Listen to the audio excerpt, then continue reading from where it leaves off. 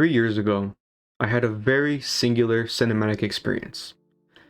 I went to go watch the film Men, directed by the acclaimed sci-fi director Alex Garland.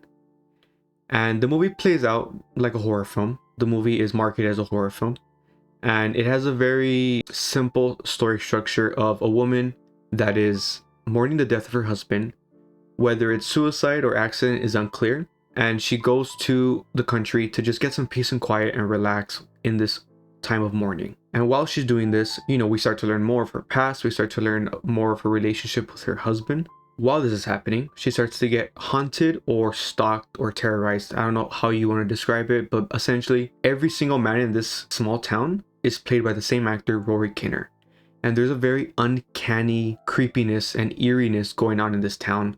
Everyone just kind of looks at her in a weird way. Her landlord does treat her good.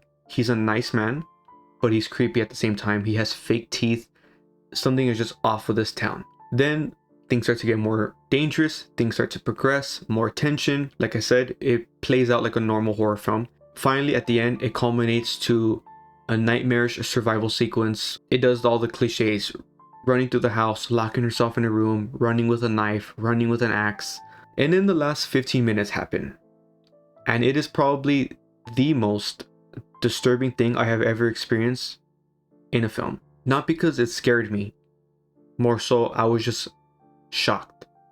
And I still remember many people walked out of the theater.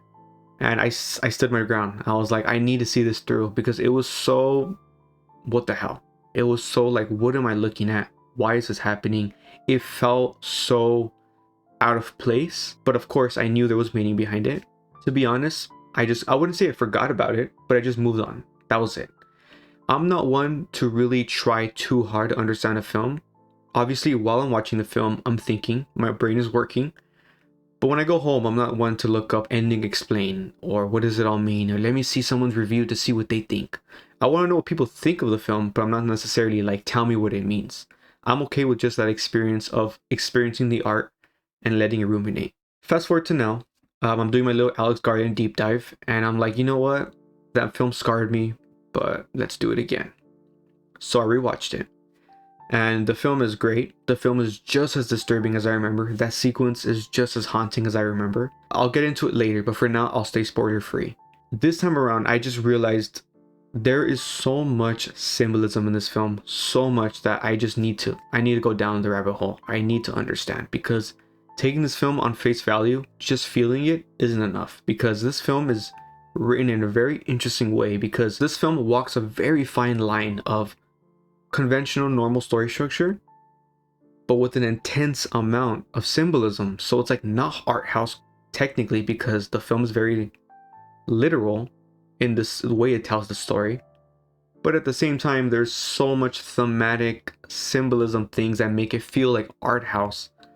But at the same time, you can't just take it at face value. You need to understand to figure it out, Because if not, then the film just has a very simple message. Like, oh, she kind of went crazy. She went to a town and everyone's terrorizing her. All the men are played by the same actor, so maybe she sees all men as the same. Or he's a middle-aged man, so you could even say maybe this is what her father looked like, and she sees all men as her father because she was abused by her father.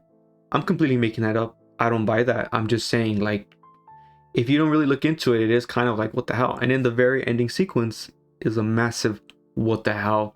And you could even say, don't watch this film. Like, it's so dumb. It does a crazy weird sequence for no reason. Very superficial perspective, but I could see many people having that perspective. So I did the deep dive. And the film is called Men.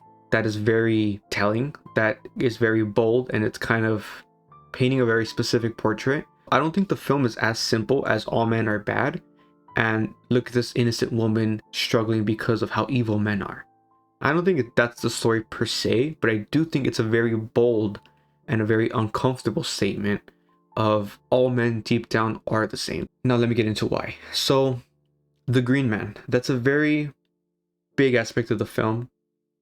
He comes out in many iterations. He comes out physically as that homeless wild man that comes out of the forest, and then he also literally comes out as he is in the real world, which is in old churches and structures as like a sculpture. And I didn't know this, but this is a thing in old churches in the UK. that green man just appears many times, and there's even pubs that are called the Green Man, and it's just a very, people don't even know the meaning anymore. It's just a thing that happened hundreds of years ago. So I did some research. Bear with me, I'm gonna totally ramble and totally go down a rabbit hole, but I mean, hopefully you stick around, because I do think I've kind of figured out the film. At least I've figured out what everything means, and then I made my interpretation. So maybe it's not the official meaning, but I'm also sure Alex didn't have a very specific meaning. I'm sure he also intentionally made the film have various meanings.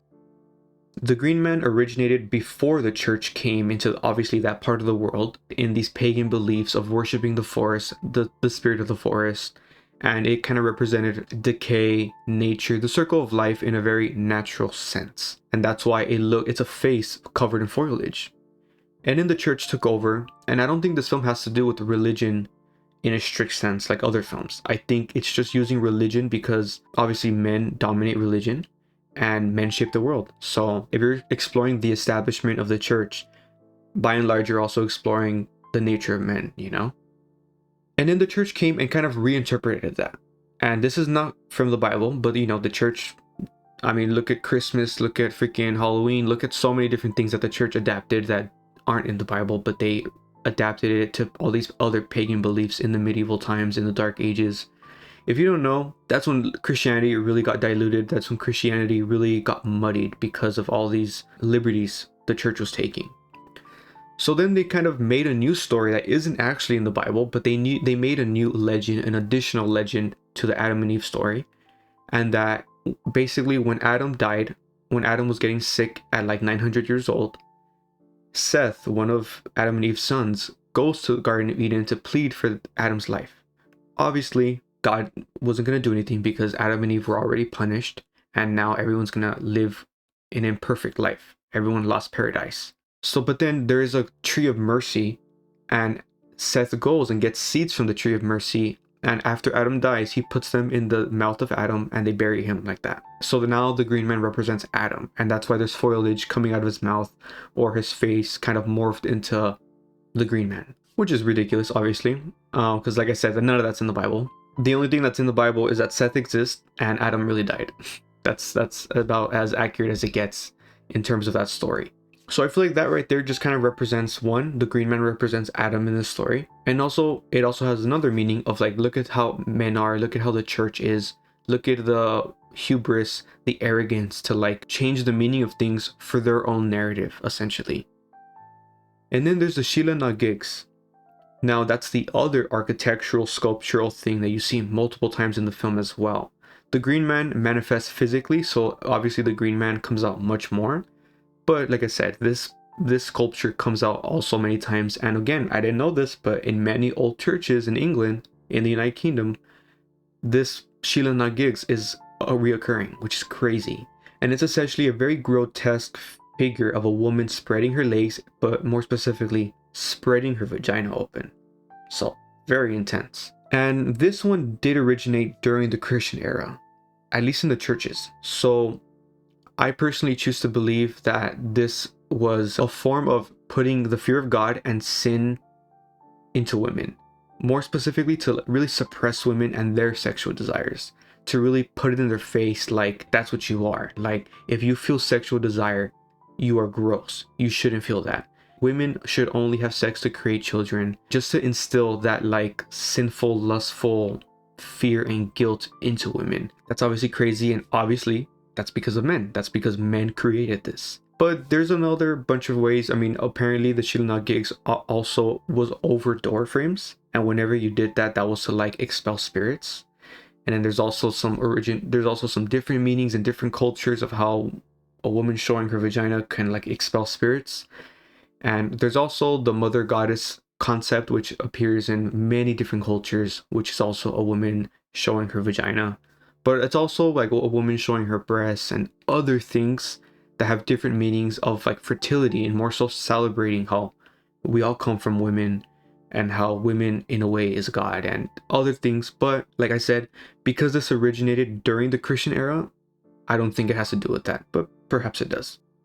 Then there's a conversation, the two quotes that the vicar says in that confrontation at the end where he's so creepy. He's probably the most creepiest male in the entire film. And he quotes two poems, one from Yeats called Leda and the Swan, and both of these have to do with Greek myth, which is interesting. And then the second one is Ulysses and the Siren by Samuel Daniel. With poetry, I'm going to be honest, I suck at interpreting poetry. Poetry is just, especially old poetry like this, it's just not my wheelhouse, and I can't give you all the nuances. I just know it has to do with the Trojan War, with Zeus, and how this rape kind of gave birth to this new era of classical Greece. So when he quotes it, it's almost just like, one, he's quoting about rape, and two, it's a representation of what that story means, and also him feeling those sexual desires.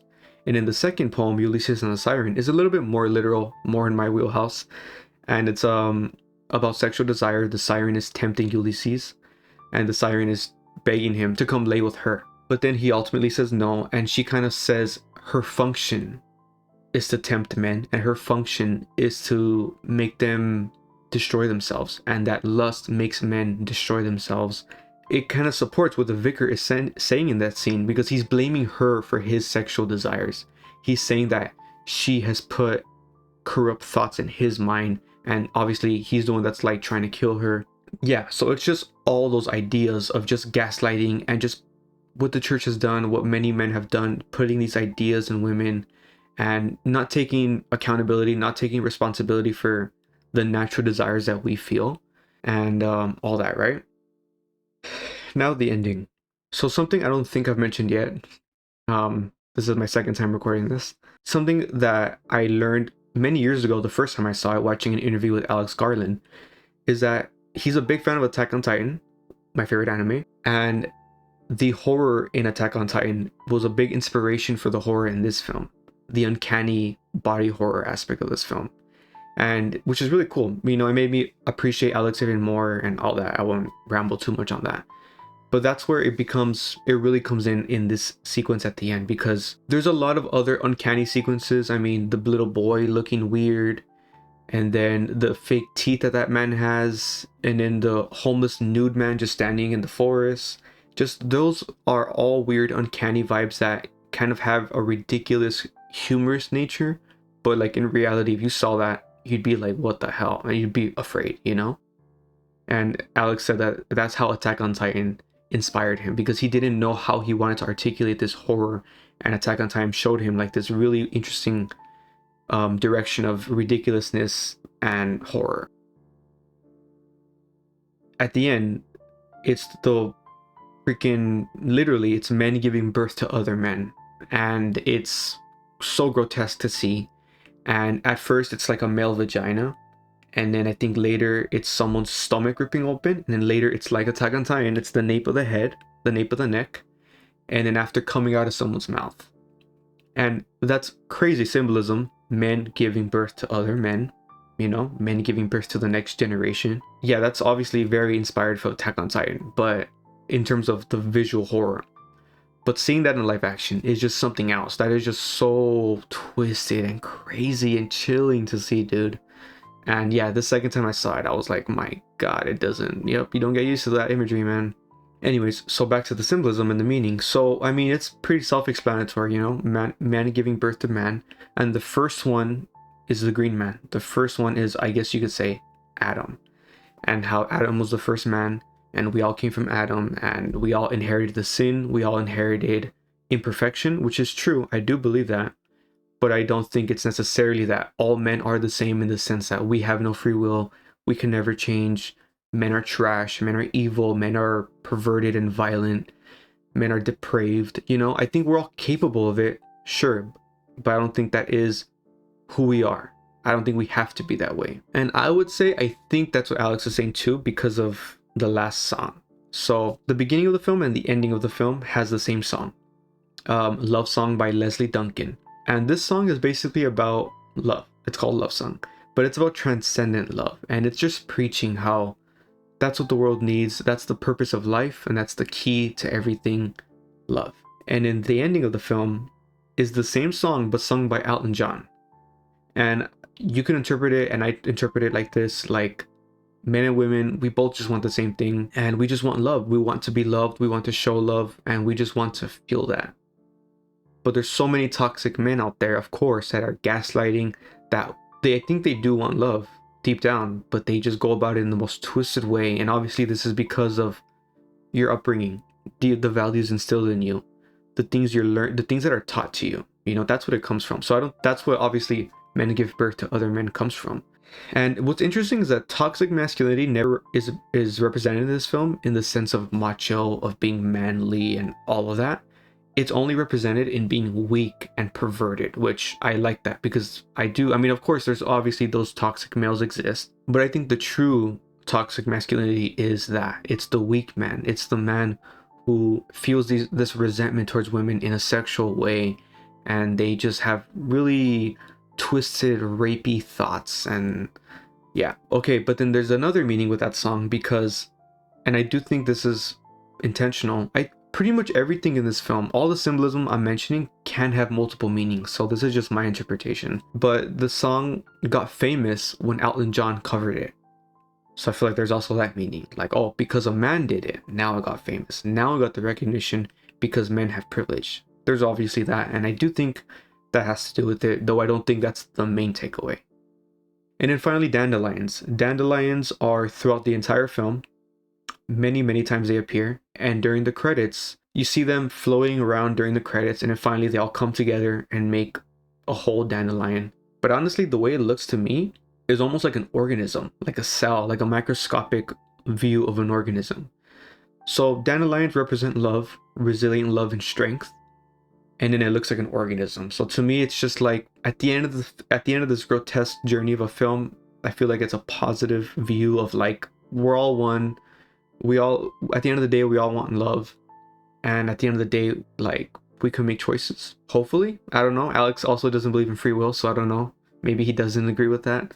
That's my interpretation. That's how I choose to view it, because I do kind of agree, yeah, men are all capable of such horrendous actions, but I think it all depends on how you teach your children, how you teach the next generation, and the values you instill in them. And I do think our desires don't define us. You know, we have free will, we have discernment, we can make choices to be better. And I do think so many men are good, you know.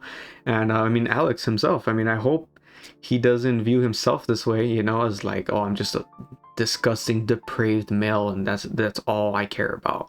Like, no, I'm sure, I mean, the guy is a father of daughters, so hopefully, you know, he has more hope. Yeah, but I do think this film is just incredibly symbolic and incredibly uncomfortable, incredibly bold to make a statement like this. And I do think you kind of needed to do it through symbolism, because it's a very complicated phenomenon, a very complicated message to be sharing. And before I wrap this up, I just wanted to ask a question to you guys. So there's two aspects of the film that I could not make sense of it in a satisfactory way. So I want to get you guys' opinion. So the red of the house, that clearly means something. It's very intentional. They acknowledge it in the film a couple times. Yeah, obviously red could mean many different things, but like I said, I could not make sense of it in any meaningful way within the context of the film. So let me know your guys' thoughts. And also the little boy with the Marilyn Monroe mask. At least it appears to me that that is Marilyn Monroe. So let me know what you think that means, the context of him, his energy, his anger. I don't know if I'm reading too much into this or if Alex is misleading us, but I would think everything has meaning. So let me know what you guys think. But yeah, I think that's everything. I just wanted to express this. I wanted to finally talk about this film. And yeah, let me know your thoughts on the film. Let me know your thoughts the first time you've seen it, how you reacted to that crazy moment, because the moment is drawn out. The movie takes its time, you know, with that scene. It's like a good 10 minutes or something of just watching these grotesque births happen, you know. It's truly haunting. But I hope you enjoy this. Let me know your interpretations. I really would like to know other people's. Now that I kind of solidified my own beliefs, now I would like, you know what, let me hear other people's interpretations. If you haven't seen, check out my previous video, which is on Devs, Alex Garland's show, that I think is really, really good. I wouldn't say it's like a perfect show, but it's truly just like all of Alex's work, it's truly a bold piece of art and it's truly unique, and I've never seen anything like it personally. And I think it has great philosophical ideas. So check out my video where I'm kind of convincing you to check it out. And my next video, I don't know when I'll do it, maybe like in a month or so. But my next video in this series about Alex Garland will be about Elden Ring. I have not played Elden Ring yet, but my goal is to play it, and I'm gonna do a deep dive in Elden Ring. And I'll probably give my thoughts on the game as a normie, because I'm a pretty normie gamer, you know? But my video will probably be more so to make sense of it. Like, why is Alex doing this? Because, I mean, I want to play the game to understand, you know? But I can't imagine why Alex wants to tell his story, you know? So that's what my video will be. So stay tuned for that. Probably in about a month, maybe less. But yeah, thanks for watching.